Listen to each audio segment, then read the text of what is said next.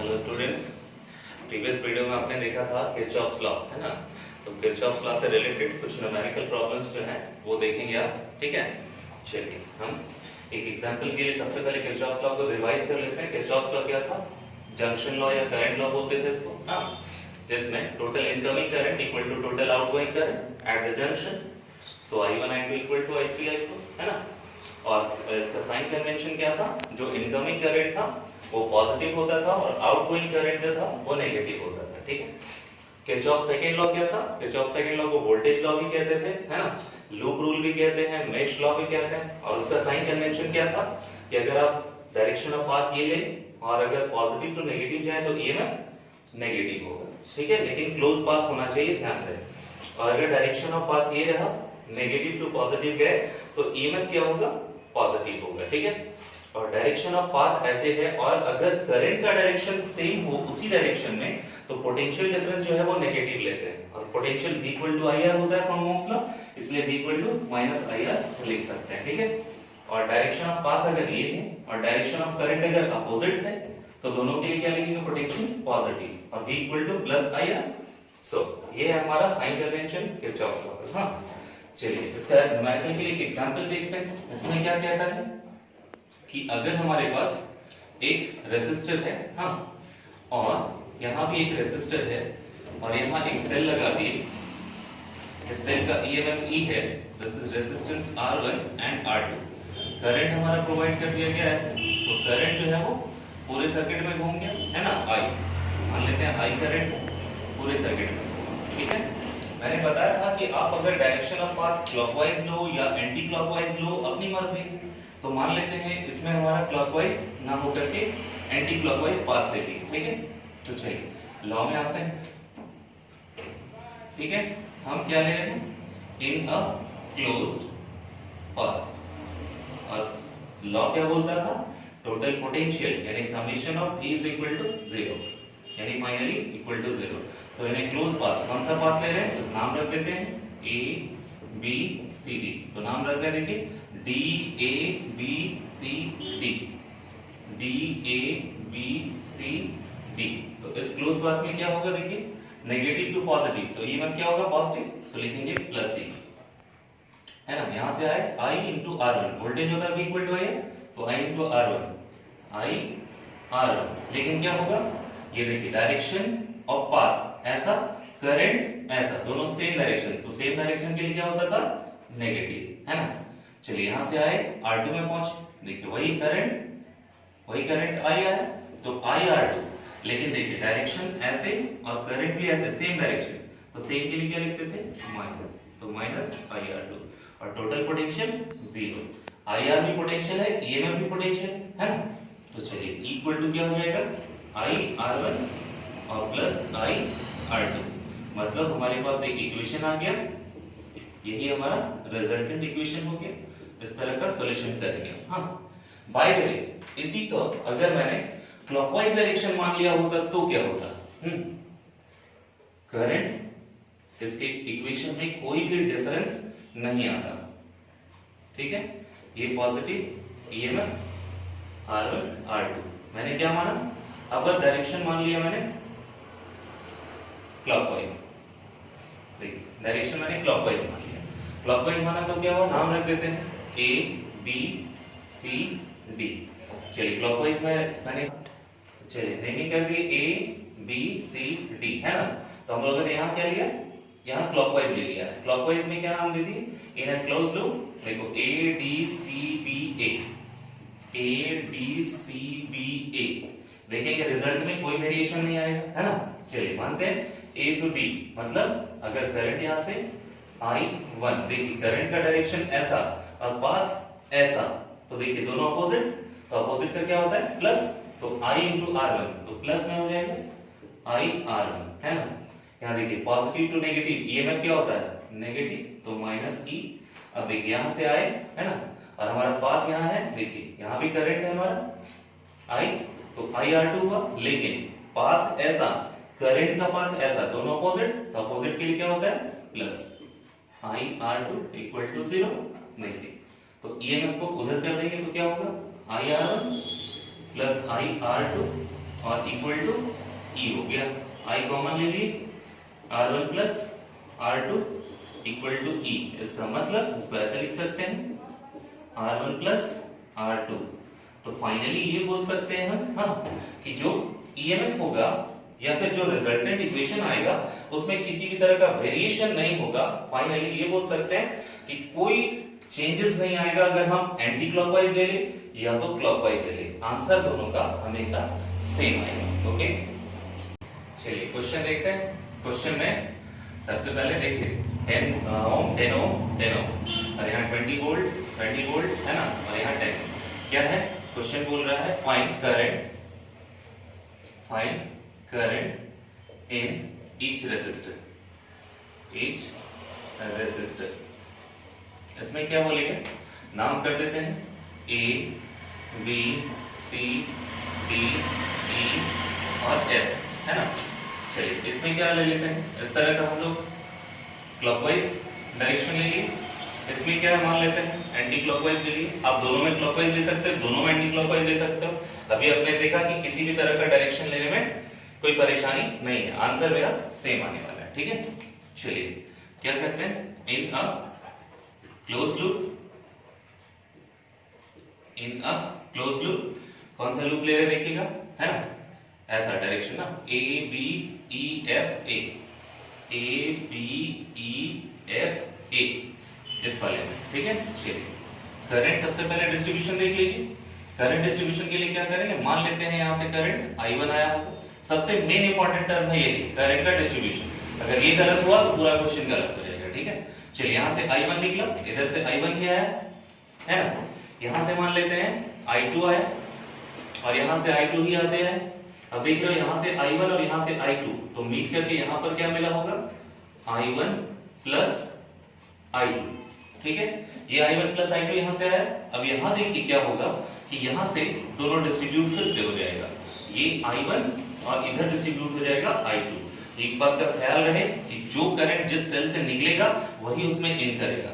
अगर ऐसा नहीं कर पाए तो ये मिस्टेक हो जाएगा इसमें। ठीक है, यहां से देखिए I2 निकला था तो फिर I2 ही इन करेगा, यहां से I1 निकला था तो I1 ही इन करेगा।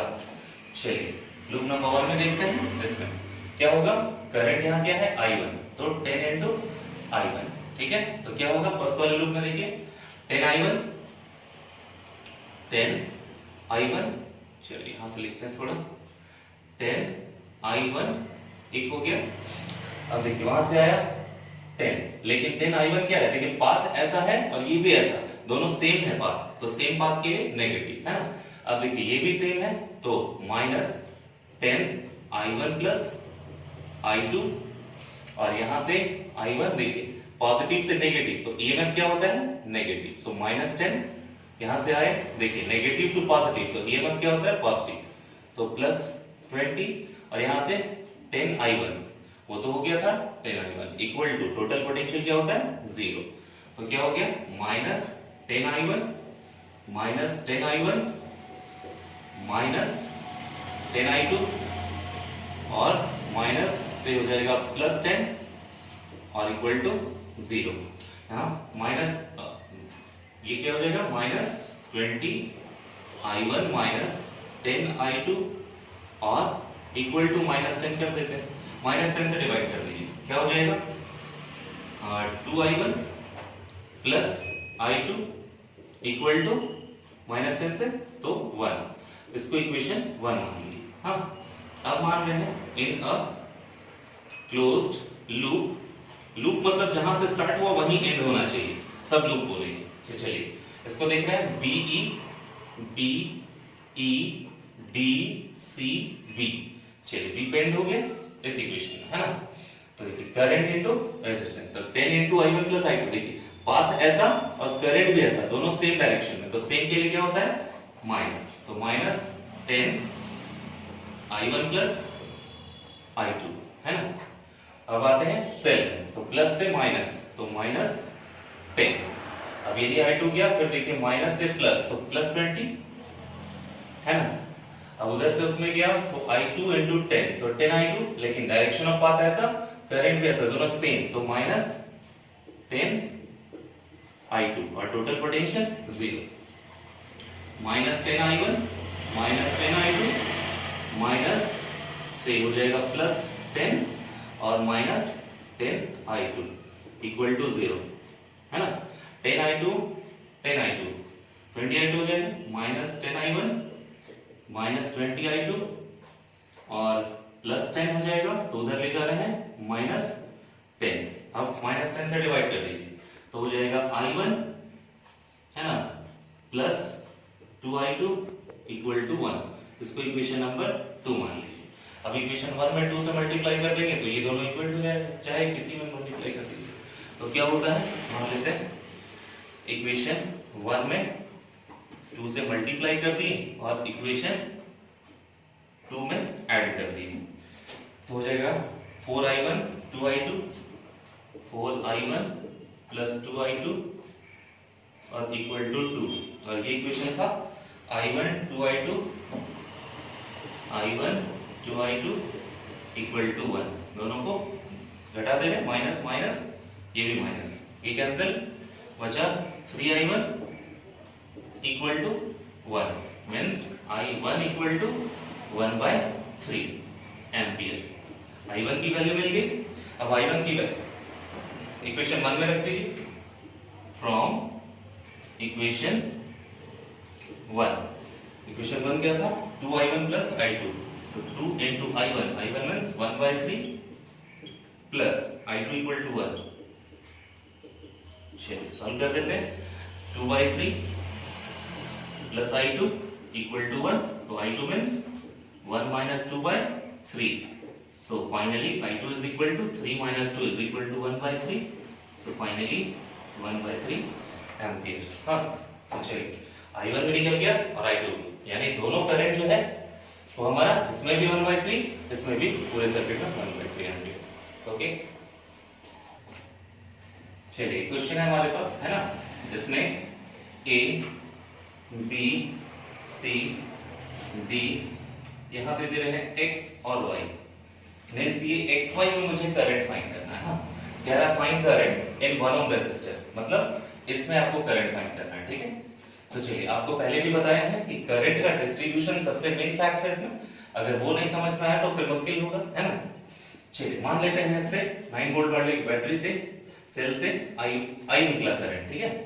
अब ये I इधर से आ रहा है, मींस यहाँ भी अभी तक I है ना। चलिए ये जो I है इधर से I1 में बढ़ गया और इधर आकर के I2 में बढ़ गया, ठीक है, ये I2 में बढ़ गया, ठीक। अब यहां से देखिए I1 इधर से आया, अभी भी I1 ही, और यहां से I2 आ रहा है, अभी भी I2। तो यहां मिलके क्या करेगा, I1 प्लस I2 दे देगा, मतलब यहां मिलके क्या देगा, I1 प्लस I2। ख्याल रहे I जो है वही I1 और I2 में बढ़ रहा था, तो इसका मतलब ये I1 और ये I2 मिलके I बना सकता है, मतलब ये वाला क्या है, I है, और I की वैल्यू क्या है, I1 प्लस I2 है, ध्यान रहे। हाँ, मतलब जो I था हमारा वही है I1 प्लस I2, क्योंकि यही I बढ़ा था I1 और I2 में, ये थोड़ा ख्याल रखना। हाँ चलिए अब अप्लाई करते हैं लूप, है ना। इन क्लोज लूप, लूप कौन सा ले रहे हैं, देखिए यहां से ऐसा एक लूप ले लिए, एंटी क्लॉकवाइज लूप ले लिए, ठीक है। तो चलिए ए डी वाई एक्स ए, हाँ ए डी वाई एक्स ए, चलिए इस लूप पे ले रहे हैं। हाँ तो इस लूप में क्या हो जाएगा, यहां से देखिए 6 वोल्ट माइनस से प्लस, मतलब 6 हो गया पॉजिटिव। अब यहां से I1 into 3, देखिए डायरेक्शन, पाथ का डायरेक्शन ऐसा, करंट का डायरेक्शन ऐसा, दोनों सेम के लिए नेगेटिव, तो 3I1। यहां से क्या होगा, पाथ ऐसा करंट ऐसा, दोनों ऑपोजिट, तो ऑपोजिट के लिए क्या होगा, प्लस, क्या होगा 1I2, मतलब सिर्फ I2 हो जाएगा, और यहां से I1 भी तो जा रहा था, इक्वल टू टोटल 0, है ना। तो क्या हो जाएगा हमारे पास, minus 3I1 plus I2 equal to minus 6, उधर ले जाए तो माइनस 6 हो जाएगा, और इसको अगर मैं साइन चेंज कर दूं तो माइनस नेगेटिव साइन कॉमन लेकर के कट कर दूं तो क्या हो जाएगा 3I1 और माइनस I2 इक्वल टू 6। मान लेते हैं इक्वेशन 1। अब फिर एक और को मान लेते हैं इन अ क्लोज्ड लूप। अब दूसरा वाला लूप मान ले रहे हैं। दूसरा वाला लूप क्या है हमारा? बी क्यू है ना। तो चलिए इस तरह हम सेकेंड लूप मान लेते हैं। तो सेकेंड लूप क्या मान लेते हैं? यहां से इधर से भी मान सकते हो, इधर से मान सकते हो, अपनी मर्जी है, पहले भी बताया। तो मान लेते हैं ऐसा, ठीक है। तो चलिए हम क्या मान ले रहे हैं, यहीं से स्टार्ट कर देते हैं। x y c b x मतलब क्लोज हो गया। चलिए रूल में आता है यहां से i2 into 1। तो ये देखिए पाथ में डायरेक्शन ऑफ पाथ ऐसा, करंट का ऐसा, दोनों सेम डायरेक्शन। सेम डायरेक्शन के लिए क्या होगा? नेगेटिव। तो माइनस i2 यहां से i into 3i हो जाएगा, लेकिन पाथ भी ऐसा, करंट भी ऐसा, दोनों सेम, मतलब सेम के लिए माइनस 3i। तो i के लिए जानते हैं कि क्या है ना। और उधर से नेगेटिव से पॉजिटिव तो प्लस 9, और वहां से उसके बाद 2i। उधर हो जाएगा क्या? डायरेक्शन भी ऐसा, करंट भी ऐसा, दोनों पॉजिटिव, दोनों सेम, तो सेम के लिए नेगेटिव 2i इक्वल टू 0। और i की वैल्यू जान रहे हैं क्या? i1 plus i2। तो minus i2 minus 3 i1 plus i2 plus 9 minus 2 i1 plus i2 और इक्वल टू 0। क्या हो जाएगा? Minus i2 minus 3i1 minus 3i2 plus 9 minus 2i1 और माइनस 2i2 इक्वल टू 0। चलिए i1 के साथ i1 तो हो गया माइनस 5i1, i2 और i2 मतलब 3 2 3 और 1 4i2 और यहाँ 6i2, तो माइनस 6i2 और प्लस 9, तो प्लस 9 इक्वल टू 0। i2 ठीक है। सो हमारे पास क्या हो जाएगा? Minus 5i1 minus 6i2 equal to minus 9 कर देते हैं, और साइन नेगेटिव साइन को कॉमन लेके कट कर दिए, तो क्या हो जाएगा? 5i1 plus 6i2 equal to 9। Equation number 2।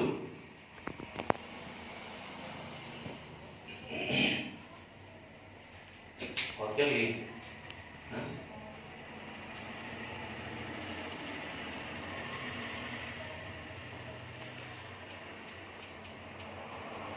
चलिए तो सॉल्यूशन देते हैं, है ना।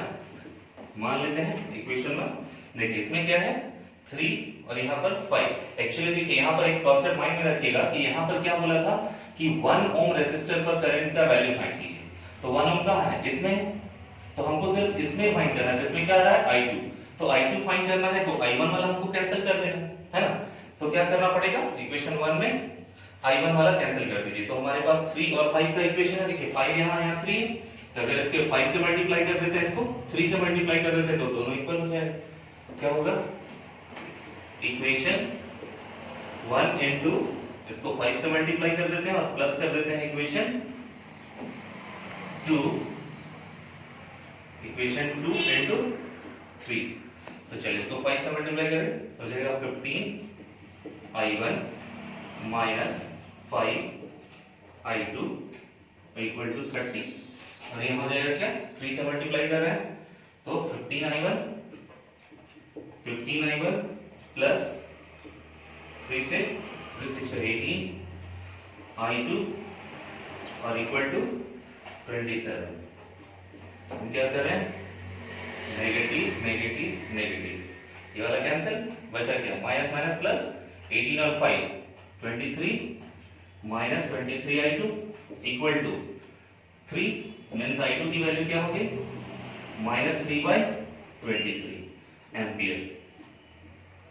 ठीक है, ध्यान दीजिए आंसर नेगेटिव में आया है, तो करंट कभी नेगेटिव होता नहीं। हाँ, इसका ये मीनिंग हुआ कि अगर x से y में आते हुए i2 की वैल्यू नेगेटिव 3/23 आया, इसका मतलब जो मैंने डायरेक्शन i2 का ये दिया है वो इसका रियल डायरेक्शन नहीं है, डायरेक्शन इसका ऐसे होना था। मतलब ये क्या बता रहा है? Negative sign shows that the direction of current the direction of current is opposite. हमेशा ख्याल रखना है कि जब भी करंट नेगेटिव आए इसका मतलब ये होगा कि डायरेक्शन ऑफ करंट जो होगा वो अपोजिट होगा. ओके,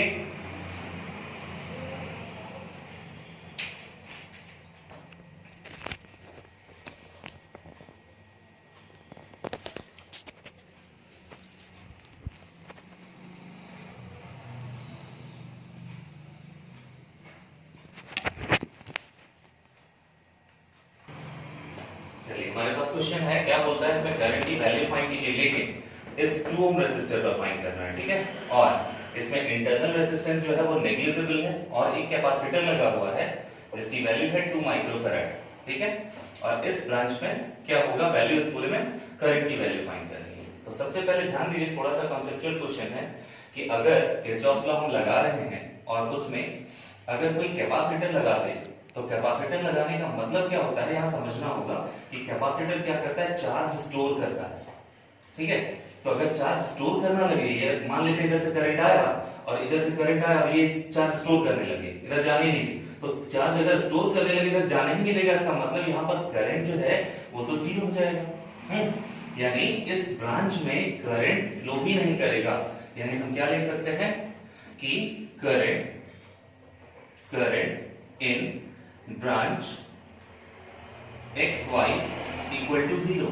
हाँ, इसका मतलब कैपेसिटर करंट यहाँ पर 0 है इधर से. हाँ, यानी फाइंड कर लेंगे कि रीजन क्या है, बिकॉज कैपेसिटर स्टोर्स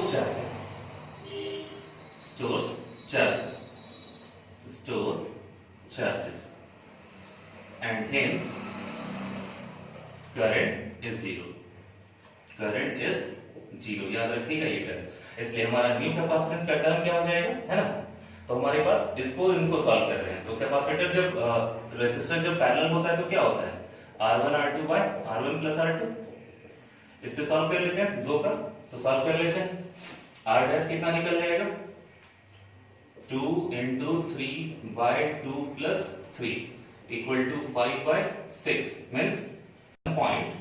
ये हो जाएगा हमारे पास 1.82. तो ये हो गया 1.2 ओम. अब न्यू सर्किट हमारा क्या बन जाएगा, न्यू सर्किट. देखिए न्यू सर्किट क्या होगा, इन दोनों के बदले एक हो गया जो 1.2 ओम का हो गया और ये वाला तो कैंसिल हो गया, तो बचा क्या, ये, और ये था 2.8 ओम. तो अब हमारे पास R इक्विवेलेंट निकल जाएगा, मतलब R इक्विवेलेंट का वैल्यू इन दोनों को, ये दोनों सीरीज में आ गए, तो क्या हो जाएगा 1.2 प्लस 2.8 ओम. मतलब फाइनली क्या होगा, 12 28 40, यानी हो जाएगा 4.0. फाइनली क्या हो गया, 4 ओम. ये R इक्विवेलेंट आ गया, मतलब इक्विवेलेंट रेजिस्टेंस इसमें कितना है, 4 ओम. अब जब 4 ओम है तो इक्विवेलेंट करंट निकाल लो, तो I इज इक्वल टू क्या हो जाएगा, पोटेंशियल बाय रेजिस्टेंस. तो पोटेंशियल लेके कितना है, 6 वोल्ट, है ना. तो हो जाएगा 6 बाय ये कितना आ गया, 4, मींस हो जाएगा 2 3 जा 6, 2 2 जा 4, 3 by 2 मतलब 1.5 एम्पियर. ये हो गया करंट किसका, पूरे सर्किट के लिए, है ना. अब हम निकाल रहे हैं पोटेंशियल किसके बीच में, A और B के बीच में, क्योंकि वही बोल रहा था इंटरनल रेजिस्टेंस 0 और इसकी वैल्यू फाइंड करनी थी 2 ओम पर. हाँ, तो potential between A and B, A और B तक का पोटेंशियल निकालिए. तो V इज इक्वल टू क्या होता है, IR. लेकिन IR हम क्या देंगे, डैश वाला, क्योंकि A से B तक निकाल रहे हैं तो A से B तक R डैश निकालेंगे, है ना. तो I मींस क्या है, 1.5 into R dash. R dash का मतलब देखिए 1.2 निकालें, 1.2 तो 15 इनटू 12 180 होता है. तो 180 का क्या हो जाए, 1.80, फाइनली 1.8 वोल्ट. तो चलिए पोटेंशियल तो निकल गया, मुझे करंट निकालना था. करंट क्या लिख सकते हैं, करंट थ्रू 2 ओम. 2 ओम मतलब I is equal to V by R. तो V मतलब क्या हो जाएगा, 1.8 और R कितना है, 2 ओम. 2 ओम में पूछ रहा है, तो दिस इज 2. तो फाइनली 18 by 20, है ना, 2 9 18, 2 10 20, 9/10 मतलब 0.9 एम्पियर। तो दिस इज करंट है। तो 2 ओम पे कितना करंट जाएगा? 0.9 एम्पियर। ओके, चलिए एक क्वेश्चन है हमारे पास, ये थोड़ा सा और डिफरेंट क्वेश्चन है। इसमें थोड़ा सा ख्याल रखेंगे क्या कि अगर इस तरह का क्वेश्चन मिले, हाँ, और पूछा जाए कि यहाँ पर करंट I1 I2 I3 निकालिए, लेकिन क्वेश्चन पे ट्विस्ट है, देखिए ध्यान से देखिए, बोलता है यूजिंग किरचॉफ रूल्स। यहाँ सिर्फ रूल नहीं बोला, रूल्स बोल रहा है, मतलब किरचॉफ का फर्स्ट रूल भी अप्लाई करना पड़ेगा और किरचॉफ का सेकंड लॉ भी अप्लाई करना पड़ेगा।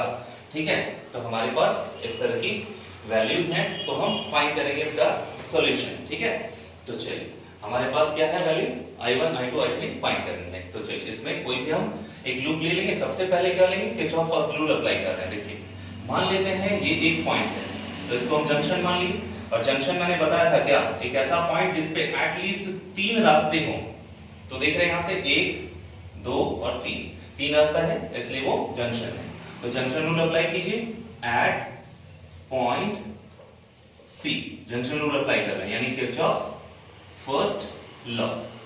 चलिए अप्लाई करेंगे, क्या होगा, इनकमिंग करंट पॉजिटिव होता है, देखिए वहां लिखा हुआ, तो यहाँ इनकमिंग I3, तो I3 और इक्वल टू आउटगोइंग करंट, तो I1 plus I2, I1 plus I2, ये हमारा इक्वेशन 1 हुआ। ठीक है, अब in a closed loop, in a closed loop ले रहे, देखिए इसमें A B D C A, A B D C A, ये हमारा पूरा क्लोज लूप हो गया। ठीक है, तो इसमें मैंने इस तरह का लूप ले लिया।